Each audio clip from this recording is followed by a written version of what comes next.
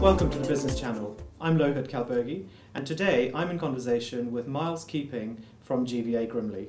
How important is sustainability to your clients? It's increasingly important. A few years ago, sustainability was a new concept as far as the property world was concerned, although it's been an important part of the planning process for some time. Many organisations, customers requiring, for example, their suppliers of services and goods to demonstrate greener credentials. We find this ourselves as an organisation. We've recently been accredited to ISO 14001, which is an environmental management system internationally recognised. And one of the key drivers for us in doing that was because our clients were saying to us, we're trying to do good things environmentally, what are you doing about that? If you occupy a green building, we would argue at GVA Grimley, what you're doing is you're occupying efficient space in an efficient manner. Your costs should be lower if you occupy that sort of space, and these days particularly, that's a really important driver. Miles, some people say that green is just the new black. It's very trendy, and everyone wants a piece of being green, being sustainable. But tell me about how companies can actually use being green, being sustainable, towards making a real difference to their bottom line. Yeah, well, green may well be the new black for many people and many organisations. And it's important to recognise that some organisations get involved in green activities and being green because they want to be seen to be green. And sometimes there's not much substance actually behind their presentation of how they want to be perceived to be as green. But there are real bottom line benefits that should and can certainly arise because of investing in green technologies, for example. I think for most organisations, though, it's actually about behaviours.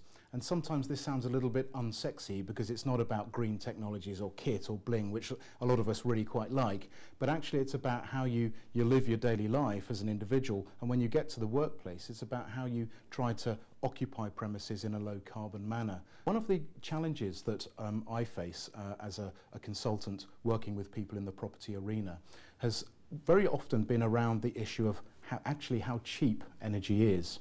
So, for example, if I go to an organisation and say, we can help you to be more energy efficient and it will take a little bit of investment in capital in the first instance, very often the response from someone with, a financial director's position or other sort of position is, well, let me see where that is on my list of priorities. Energy cost, actually, it's a long way down that list of priorities. So, actually, I'm not going to place too much emphasis on that.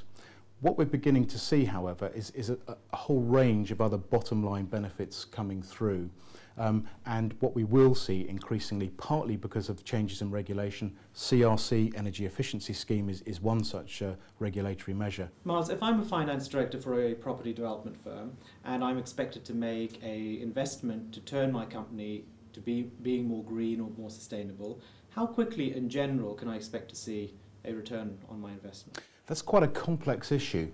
We find for many property development companies and other property companies, or companies involved in other aspects of the property life cycle, have very different business models. Typically for a property developer, there are a number of key issues that I would say to the financial director in this kind of conversation.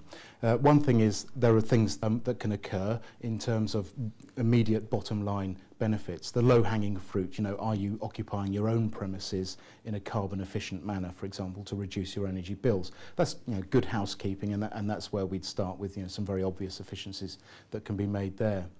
As far as they and their business and their product is concerned, new buildings or refurbished buildings, there are a lot of drivers in the marketplace which suggest that greener buildings are far more valuable, and therefore bottom line and top line benefits are going to flow to the company quite quickly. But actually what we have seen in the marketplace, and I can think of any number of developers and landlords who'll give us, back this up, when they say that a greener building is one which lets more quickly. So occupiers are easier to find, which means that the void cost, the empty building cost of that building will be diminished. The marketing costs for that building will be diminished as well. So again, there are real savings there. What we're also seeing is that actually that rental growth prospects for commercial buildings are significantly better for greener buildings than for non-green buildings. That's largely because the pool of organisations who are increasingly demanding greener buildings for properties is growing over time. Partly relating to regulations, it's a lot easier to get planning permission for a building if you can demonstrate that it's got really strong green credentials. Increasingly local authorities, some of whom are our clients and we act for, and we encourage them to adopt such policies, require very high environmental assessment ratings for buildings before planning permission is granted. Miles, I was reading on your website that you've recently released a report called the Green to Gold report. And one thing that I found really interesting was that new buildings are only coming onto the market at, I think, a rate of 1 to 2%. That's right. But the key focus at the moment is actually on green refurbishments. So if I own a property at the moment and I'm interested in refurbishing it to a green standard, how green is green? Yeah, that's kind of $1 million question, almost literally $1 million question. Property owners can spend an awful lot of money in greening up a property if they want to do so, or they can take a rather more pragmatic view, which is the one that I would encourage, certainly in the current economic circumstances, where you try and maximise what you get for your spend. There are all sorts of technologies, as I say, which are very expensive and provide some carbon benefit as far as the building is concerned. But building owners needn't go down that route unless they want to. Some are doing that, and we wouldn't discourage them from doing so.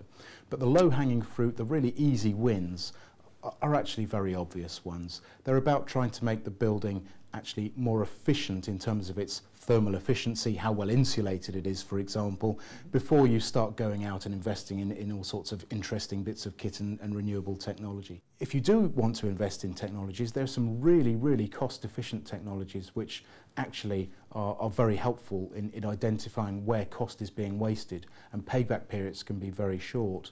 I can think of organisations, for example, who've undertaken some really, really straightforward and some simple activities and reduced their carbon and cost inefficiencies very quickly with a payback period of months, not even into the years. For some organisations, when they've sorted out their behaviours, when they've dealt with those sorts of quick wins, then sometimes, yes, there is a requirement to seek cost spending in order to seek carbon efficiency.